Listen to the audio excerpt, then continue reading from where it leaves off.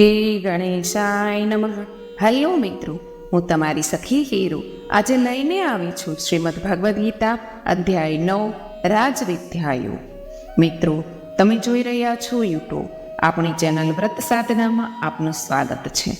મિત્રો, આજથી આપણે દરરોજ સાંભળવાના છીએ શ્રીમદ ભગવદ્ ગીતાના 18 અધ્યાયને આપણી સંપૂર્ણ વિશ્વાસ અને શ્રદ્ધાથી રોજ એક અધ્યાયનો પાઠ કરીશું, જે સાંભળવાથી જીવનમાં આવેલી દરેક મુસીબત સાથે લડવા માટે પ્રોત્સાહન મળે છે અને જીવનના અંતે મોક્ષની પ્રાપ્તિ થાય છે.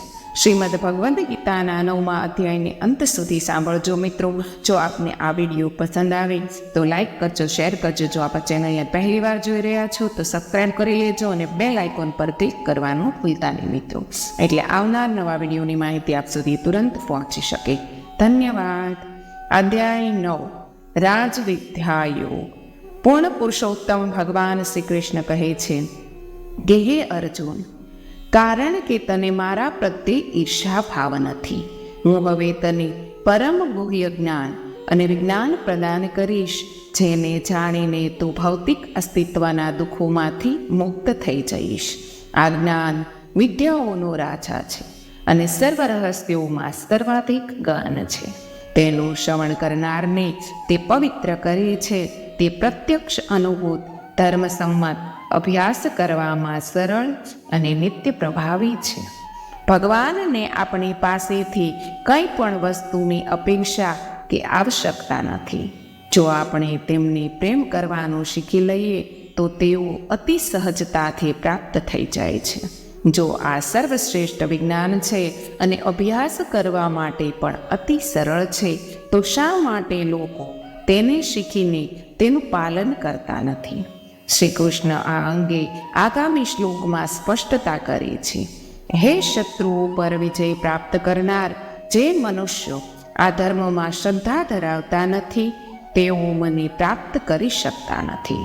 તેઓ જન્મ અને મૃત્યુના ચક્રના માર્ગે આ સંસારમાં પુનઃ પુનઃ પાછા ફરે છે. ભગવાનમાં વિશ્વાસ એ કોઈ પ્રાકૃતિક પ્રક્રિયા નથી, જેનું મનુષ્ય તરીકે આપણે સિદ્ધ પાલન કરીએ છીએ. આપણે આપણી સ્વતંત્ર ઈચ્છા અંગે કવાયત કરવી પડશે અને ભગવાનમાં શ્રદ્ધા અંગે સક્રિય રીતે નિશ્ચય કરવો પડશે. કૌરવોની સભામાં જ્યારે દુશાસન દ્રૌપદીનું વસ્ત્રહરણ કરવાનો પ્રયાસ કરી રહ્યો હતો, ત્યારે શ્રી કૃષ્ણે દ્રૌપદીની સાડીને નિરંતર લાંબી કરીને તેને લજ્જિત અને અપમાનિત થતાં બચાવી હતી. ત્યાં ઉપસ્થિત સર્વ કૌરવોએ આ ચમત્કાર જોયો, પરંતુ તેમણે શ્રી કૃષ્ણની સર્વ સામર્થ્યતામાં શ્રદ્ધા કરવાનો ઇનકાર કર્યો. પરમ પુરુષોત્તમ ભગવાન આ શ્લોકમાં કહે છે કે જે લોકો આધ્યાત્મિક માર્ગમાં શ્રદ્ધા ધરાવવાનું પસંદ કરતા નથી, તેઓ દિવ્ય જ્ઞાનથી વંચિત રહે છે અને જીવન મરણના ચક્રમાં નિરંતર ફરતા રહે છે. આ સમગ્ર બ્રહ્માંડ મારા દ્વારા મારા અવ્યક્ત રૂપમાં વ્યાપ્ત છે. સર્વ જીવો મારામાં નિવાસ કરે છે, પરંતુ હું તેમનામાં નિવાસ કરતો નથી, અને છતાં જેઓ મારામાં નિવાસ કરતા નથી, મારી દિવ્ય શક્તિનું રહસ્ય જો. યદ્યપિ હું સર્વ પ્રાણીઓનો સર્જનહાર અને પાલક છું, તથાપિ હું તેમનાથી કે માયિક પ્રકૃતિથી પ્રભાવિત થતો નથી. જ્યારે તેનું વિઘટન કે વિલય થાય, ત્યારે ભગવાનની પ્રકૃતિ અને સ્વરૂપનું પણ પતન થાય. પરંતુ સંસારના સર્વ પરિવર્તનો છતાં ભગવાન તેમના સ્વરૂપમાં સ્થિત રહે છે. તદનુસાર વેદો ભગવાનને દશાંગુલી અર્થાત 10 આંગળીઓના નામથી પણ ઓળખે છે. તેઓ આ સંસારમાં છે અને છતાં તેનાથી 10 આંગળીઓ ઉપર ઊંચા અસ્પર્શ રહે છે. જેવી રીતે સર્વત્ર પ્રવાહિત પ્રચંડ વાયુ સદા આકાશમાં સ્થિત રહે છે, તેવી રીતે સર્વ પ્રાણીઓ સદૈવ મારામાં સ્થિત છે. હે પરમાત્મા ભગવાન, અર્જુન આ વિભાવનાને સમજી શકે તે માટે એક ઉદાહરણ પ્રસ્તુત કરે છે. વાયુનો અવકાશથી ભિન્ન કોઈ સ્વતંત્ર અસ્તિત્વ નથી. તે અવિરત અને તીવ્રતાથી વહેતો રહે છે અને છતાં તે આકાશમાં જ સ્થિત રહે છે. તે જ પ્રમાણે આત્માઓનું ભગવાનથી સ્વતંત્ર કોઈ અસ્તિત્વ નથી. તે સંક્રાંતિકાલીન ભિન્ન શરીરોમાં સમય, સ્થાન અને ચેતના સાથે ક્યારેક ઝડપથી અને ક્યારેક ધીમે ધીમે ગતિ કરતા રહે છે અને છતાં તેઓ સદૈવ ભગવાનમાં સ્થિત રહે છે. અન્ય પરિપ્રેક્ષ્ય પ્રમાણે બ્રહ્માંડમાં અસ્તિત્વ ધરાવતો સર્વસ્વ ભગવાનની ઈચ્છાને આધીન છે. તે સર્વનું સર્જન, પોષણ અને વિલય તેમની ઈચ્છાને અનુરૂપ થાય છે. આ મત પ્રમાણે પણ એમ કહી શકાય કે સર્વ તેમનામાં સ્થિત છે. જ્યારે એક કલ્પ પૂર્ણ થાય છે ત્યારે અંતે સર્વ જીવો મારી આદિ પ્રાકૃત શક્તિમાં વિલીન થઈ જાય છે. અન્ય સૃષ્ટિના પ્રારંભ કાળે હે કુંતી પુત્ર, હું તેમને પુનઃ પ્રગટ કરું છું. પ્રાકૃત શક્તિ પરના આધિપત્યથી હું પુનઃ આ અસંખ્ય રૂપોને તેમની પ્રકૃતિના બળને અનુરૂપ ઉત્પન્ન કરું છું. તે સમયે માયિક સૃષ્ટિના સર્વ જીવો પણ ભગવાનના દેહમાં જઈને નિલંબિત જીવંત અવસ્થામાં સ્થિત થઈ જાય છે. તેમનું સ્થૂળ અને સૂક્ષ્મ શરીર તેના સ્ત્રોત માયામાં વિલીન થઈ જાય છે, પરંતુ કારણ શરીર પછી પણ રહે છે. પ્રલય પશ્ચાત જ્યારે ભગવાન પુનઃ વિશ્વનું સર્જન કરે છે ત્યારે પ્રાકૃત શક્તિ, પ્રકૃતિ, મહાન, અહંકાર, પંચ, તંત્ર માત્રા, પંચમહાભૂતના વિપરીત ક્રમમાં પ્રગટ થાય છે. તે સમયે જે જીવાત્માઓ કેવળ કારણ શરીર સાથે નિલંબિત જીવંત અવસ્થામાં હતા તેમને પુનઃ સંસારમાં સ્થિત કરવામાં આવે છે. તેમના કારણ શરીરને અનુરૂપ તેઓ પુનઃ સૂક્ષ્મ અને સ્થૂળ શરીર પ્રાપ્ત કરે છે અને એ પ્રમાણે બ્રહ્માંડમાં વિવિધ જીવંત સ્વરૂપોનું સર્જન કરવામાં આવે છે. વિદ્યમાન વિભિન્ન લોકમાં આ જીવંત સ્વરૂપોની પ્રકૃતિમાં ભિન્નતા હોય છે. કેટલાક ગ્રહોની વ્યવસ્થા પ્રમાણે શરીરમાં અગ્નિ તત્વ પ્રભુત્વ ધરાવે છે, જે પ્રમાણે પૃથ્વી લોહમાં પૃથ્વી અને જળ એ પ્રધાન શારીરિક તત્વો છે. આમ શરીર તેમની સૂક્ષ્મતા અને કાર્યોની દ્રષ્ટિએ ભિન્નતા ધરાવે છે. શ્રી કૃષ્ણ તેમને અસંખ્ય જીવો કહે છે. હે ધનંજય, આ કર્મોમાંથી કોઈ પણ કર્મ મને બાંધી શકતું નથી. હું તટસ્થ નિરીક્ષક રહીને આ સર્વ કર્મોથી સદૈવ વિરક્ત રહું છું. હે કુંતી પુત્ર, મારા માર્ગદર્શન હેઠળ કાર્ય કરીને માયિક શક્તિ જળ તેમજ અજળ સ્વરૂપોને જીવંત કરે છે. આ કારણથી માયિક જગતમાં પરિવર્તન થતા રહે છે. સૌ પ્રથમ જન્મેલા બ્રહ્મા સર્જનનું તેમજ માયા શક્તિ જીવોનું પ્રગટીકરણનું કાર્ય સંપન્ન કરે છે. તેઓ ભગવાનની સંમતિ અનુસાર કાર્ય કરે છે. તેથી ભગવાનને પણ સૃષ્ટા અને તો સર્જક તરીકે સંબોધિત કરવામાં આવે છે. જ્યારે હું મારા સાકાર સ્વરૂપમાં અવતરું છું ત્યારે મૂઢ લોકો મને ઓળખવા માટે અસમર્થ હોય છે. તેઓ સર્વ પ્રાણીઓના સર્વોપરી સ્વામી તરીકે મારા સ્વરૂપની દિવ્યતાને જાણતા નથી. ભગવાનના સ્વરૂપની દિવ્ય પ્રકૃતિ એવી છે કે તેમની દિવ્યતાનો બોધ પ્રત્યેક વ્યક્તિને તેની પોતાની આધ્યાત્મિક શક્તિની સીમા અનુસાર જ થઈ શકે છે. જેઓ સત્વગુણથી પ્રભાવિત હોય છે તેઓ માને છે કે શ્રી કૃષ્ણ વિશેષ વ્યક્તિ છે. તેઓ સમર્થ છે, પરંતુ નિશ્ચિત રૂપે ભગવાન નથી. જ્યારે રજોગુણથી પ્રભાવિત લોકો તેઓને જુએ છે, તેઓ કહે છે તેઓનામાં કંઈ વિશેષ નથી, તેઓ મહદ અંશે આપણા સમાન જ છે.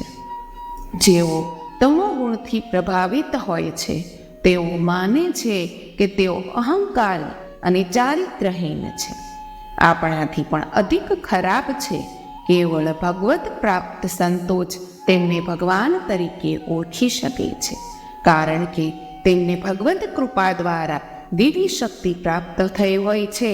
શ્રી કૃષ્ણ કહે છે કે જ્યારે તેઓ આ વિશ્વમાં અવતાર ધારણ કરે છે ત્યારે અજ્ઞાત અને માયિક રીતે ગ્રસિત જીવો તેમને જાણી શકતા નથી.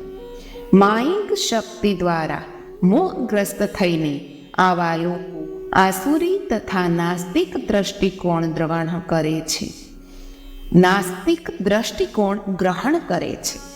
એવી ભ્રમિત અવસ્થામાં તેમના કલ્યાણની આશાઓ નિરર્થક થઈ જાય છે. તેમના સકામ કર્મો વ્યર્થ થઈ જાય છે અને તેમના જ્ઞાનનું સંવર્ધન નિષ્ફળ થઈ જાય છે. ભગવાન સાકાર સ્વરૂપ સંબંધિત નાસ્તિક દ્રષ્ટિકોણ અંગે વિશ્વમાં અનેક પક્ષો પર વર્તમાન છે. કેટલાક લોકો એમ ઘોષિત કરે છે કે ભગવાન સાકાર સ્વરૂપમાં વિશ્વમાં અવતરી શકતા નથી. પરિણામે તેઓ કહે છે કે શ્રી કૃષ્ણ ભગવાન ન હતા, તેઓ કેવળ યોગી હતા. અન્ય કેટલાક કહે છે કે શ્રી કૃષ્ણ માયા વિશિષ્ટ છે, જે માયા શક્તિના સંપર્કમાં હોવાથી સર્વોચ્ચ દિવ્યતાની નિમ્ન કક્ષા છે. વળી કેટલાક લોકો કહે છે કે શ્રી કૃષ્ણ ચારિત્રહીન લંપટ હતા કે જેઓ વૃંદાવનની અવિવાહિત ગોપીઓની આગળ પાછળ ફરતા રહેતા હતા. હે પાર્થ, પરંતુ તે મહાત્માઓ કે જે મારી દિવ્ય શક્તિનો આશ્રય ગ્રહણ કરે છે તેઓ મને શ્રી કૃષ્ણને સર્વ સૃષ્ટિના મૂળ સ્વરૂપે જાણે છે. તેઓ તેમના મનને અનન્ય રીતે મારામાં સ્થિત કરીને મારી ભક્તિમાં લીન રહે છે. શ્રી કૃષ્ણની ઉપદેશ આપવાની અદ્ભુત શૈલી એવી છે કે તેઓ તદ્દન વિરોધાભાસી તુલના કરીને વિષય પર પરત ફરે છે. ભ્રમિત અને વિચલિત મનુષ્યોની દશા અંગે વર્ણન કર્યા પશ્ચાત તેઓ હવે મહાત્માઓ અંગે ચર્ચા કરે છે. સંચારી જીવન એ એક દીર્ઘકાલીન સ્વપ્ન સમાન છે, જેનો અનુભવ માયિક શક્તિના પ્રભાવમાં નિંદ્રાધીન થયેલા જીવાત્માઓ દ્વારા થાય છે. તેનાથી વિપરીત મહાત્માઓ એ છે કે જેઓ તેમની અજ્ઞાનતામાંથી જાગૃત થઈ ગયા છે અને જેમણે માયિક ચેતનાની એક ખરાબ સ્વપ્નની સમાન વિસ્મૃતિ કરી દીધી છે. ભૌતિક શક્તિ માયાના બંધનમાંથી મુક્ત થઈને તેઓ હવે દિવ્ય યોગ માયા શક્તિના શરણમાં હોય છે. આવા પ્રબુદ્ધ જીવાત્માઓ તેમના ભગવાન સાથેના શાશ્વત સંબંધની આધ્યાત્મિક વાસ્તવિકતા પ્રત્યે જાગૃત થઈ ગયા હોય છે. મારા દિવ્ય મહિમાનું સદૈવ સંકીર્તન કરતા, દઢ નિશ્ચયપૂર્વક પ્રયાસ કરતા અને મને વિનયપૂર્વક નમીને તેઓ સતત પ્રેમા ભક્તિથી મને ભજે છે. મહાપુરુષો તેમની ભક્તિમાં લીન રહે છે. એમ કહીને શ્રી કૃષ્ણ હવે એ સ્પષ્ટ કરે તેઓ કહે છે કે ભક્તો તેમની ભક્તિની સાધના માટે અને તેને તીવ્ર બનાવવાના માધ્યમ તરીકે કીર્તન પ્રત્યે અનુરક્ત રહે છે. ભગવાનના મહિમાનું ગાન કરવાની ક્રિયાને કીર્તન કહે છે. અન્ય મનુષ્યો જ્ઞાન સંવર્ધનના યજ્ઞમાં વ્યસ્ત રહીને અનેક પદ્ધતિથી મને ભજે છે. કેટલાક લોકો મને પોતાનાથી અભિન્ન એક્ય જાણીને ભાવથી જોવે છે, જે તેમનાથી ભિન્ન નથી. જ્યારે અન્ય મને તેમનાથી પૃથક ગણે છે. વળી કેટલાક લોકો મારા બ્રહ્માંડીય સ્વરૂપની અનંત અભિવ્યક્તિઓની આરાધના કરે છે. સાધકો પૂર્ણ સત્ય સુધી પહોંચવા માટે અધ્યાત્મના વિભિન્ન માર્ગો અનુસરે છે. શ્રી કૃષ્ણ પૂર્વ ભક્તો કોણ છે તેનું વર્ણન કર્યું છે. તેઓ ભગવાનના શાશ્વત અંશ અને દાસ ભાવથી તેમના ચરણ કમળમાં ભક્તિયુક્ત થઈને પોતાને સમર્પિત કરે છે. તેઓ હવે સાધકો દ્વારા અનુસરાતા અન્ય માર્ગોનું વર્ણન કરે છે. એ હું જ છું જે વૈદિક કર્મકાંડ છે. હું યજ્ઞ છું અને હું પિતૃઓને અપાતી આહુતિ છું.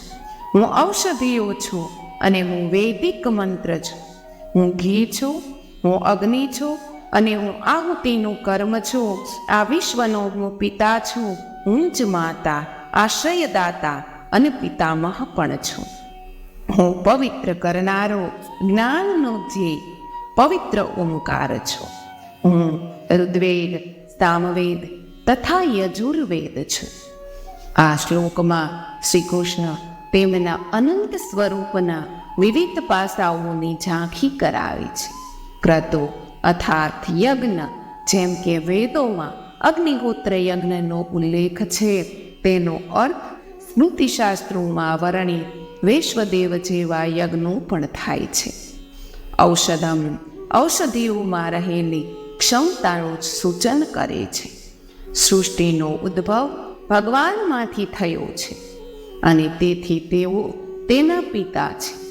સર્જન પૂર્વે તેમણે અપ્રગટ માયિક શક્તિને પોતાના ગર્ભમાં ધારણ કરી હતી અને તેથી તેઓ તેની માતા પણ છે.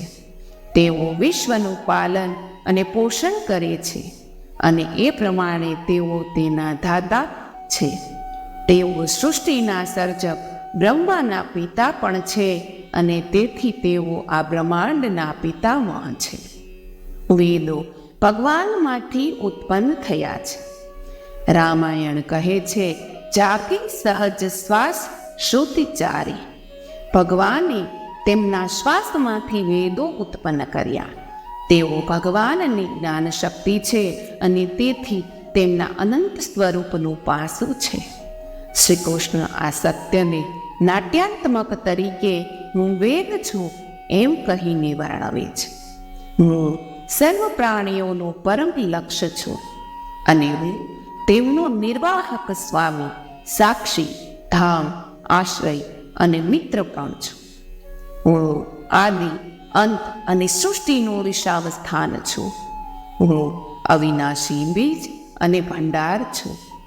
આત્મા ભગવાનનો અતિ સૂક્ષ્મ અંશ હોવાને કારણે તેના પ્રત્યેક સંબંધ ભગવાન સાથે છે. પરંતુ શારીરિક ચેતનાને કારણે આપણે આપણા શરીરના સંબંધીઓને આપણા માતા, પિતા, પ્રિયજન, સંતાન અને મિત્ર માની લઈએ છીએ. આપણે તેમના પ્રત્યે આસક્ત થઈ જઈએ છીએ અને વારંવાર તેમનું માનસિક ચિંતન કરતા રહીએ છીએ. પરિણામે માયિક બ્રહ્મમાં અધિક અને અધિક બંધાતા જઈએ છીએ. પરંતુ આ સંસારી સગા સંબંધીઓમાંથી કોઈ પણ આપણને પૂર્ણ પ્રેમ પ્રદાન કરી શકતા નથી, જેના માટે આપણો આત્મા તરસતો હોય છે. આમ થવાના બે કારણ છે. પ્રથમ, આ સંબંધો અલ્પકાલીન છે અને વિયોગ અનિવાર્ય છે, કારણ કે કાં તો તેમણે અથવા આપણે આ સંસારમાંથી વિદાય તો લેવી જ પડે છે. બીજું, જ્યાં સુધી તેઓ જીવિત છે, આ શક્તિ સ્વાર્થ પર આધારિત રહે છે.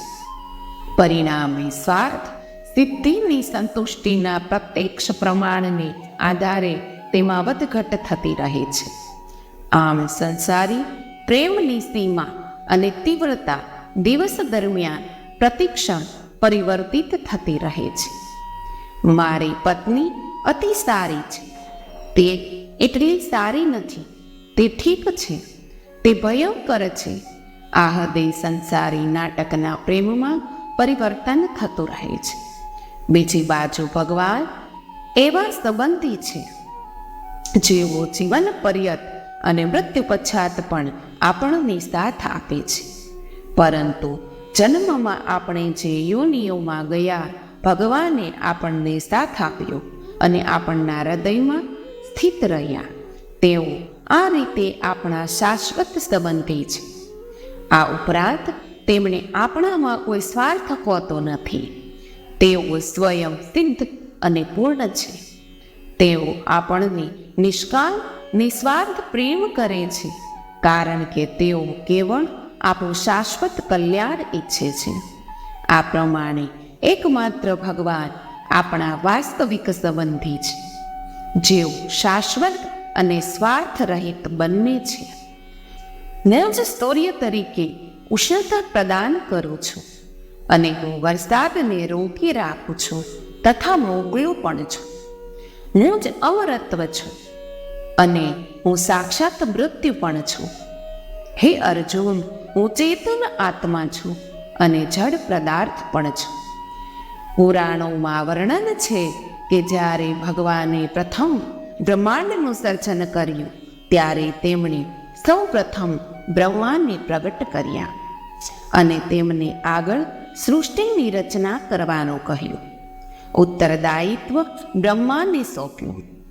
બ્રહ્માંડ સૂક્ષ્મ પ્રાકૃત શક્તિથી બ્રહ્માંડમાં પદાર્થો અને વિભિન્ન યોનિઓની રચના કરવાના કાર્યથી કિંગ કર્તવ્યથી વિમુખ થઈ ગયા. પશ્ચાત ભગવાને તેમની સમક્ષ જ્ઞાન પ્રગટ કર્યું, જેને ચતુર્શ્લોકી ભાગવત એટલે કે 4 શ્લોકી ભાગવતમ તરીકે ઓળખવામાં આવે છે, જેના આધારે બ્રહ્માએ સમગ્ર બ્રહ્માંડની રચના કરવાનું કાર્ય આરંભ કર્યું. જેમની રુચિ વેદોમાં વર્ણિત સકામ કાર્યો કરવાની હોય છે, તેઓ કર્મકાંડની યજ્ઞો દ્વારા મારી આરાધના કરે છે. યજ્ઞના અવશેષ રૂપી 100 વર્ષનું પાન કરીને પાપમાંથી શુદ્ધિ મેળવી તેઓ સ્વર્ગલોક જવાની ઈચ્છા રાખે છે.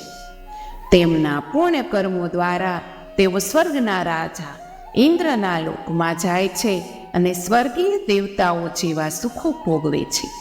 જ્યારે તેઓ વિશાળ સ્વર્ગીય સુખો ભોગવી લે છે અને તેમના પુણ્ય કર્મોના ફળ સમાપ્ત થઈ જાય છે, ત્યારે તેઓ પૃથ્વીલોકમાં પાછા ફરે છે.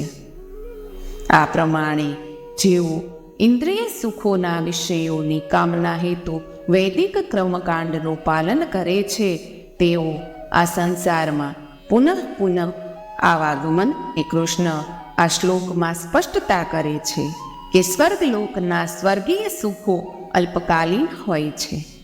જે લોકોને ત્યાં મોકલવામાં આવ્યા હોય છે, તેઓ જ્યારે પૂર્ણપણે આ સુખો ભોગવી લે છે અને તેમના પૂર્ણ કર્મો સમાપ્ત થઈ જાય છે, પશ્ચાત તેઓને પૃથ્વીલોક પર પાછા મોકલવામાં આવે છે. આ પ્રમાણે સ્વર્ગલોકમાં પ્રાપ્ત થયેલી બઢતી આત્માની સનાતન શોધની પૂર્તિ કરી શકતી નથી. પૂર્વે અનંત જન્મોમાં આપણે ત્યાં જઈ આવ્યા છીએ, છતાં આત્માની અનંત આનંદની ક્ષુધા હજી સુધી સંતુષ્ટ થઈ નથી. સર્વવૈદિક ગ્રંથો આ માન્યતાને સમર્થન આપે છે.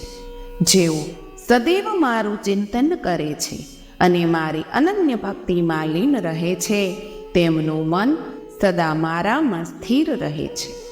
હું તેમની આવશ્યકતાઓની પૂર્તિ કરું છું, તેમજ તેમની પાસે જે છે તેનું રક્ષણ કરું છું. તે પુત્ર, તે ભક્તો પણ કે જેઓ શ્રદ્ધાપૂર્વક અન્ય દેવતાઓને પૂજે છે, તેઓ પણ પરોક્ષ રીતે મને જ પૂજે છે, પરંતુ તેઓ આ અનુસૂચિત રીતે કરે છે.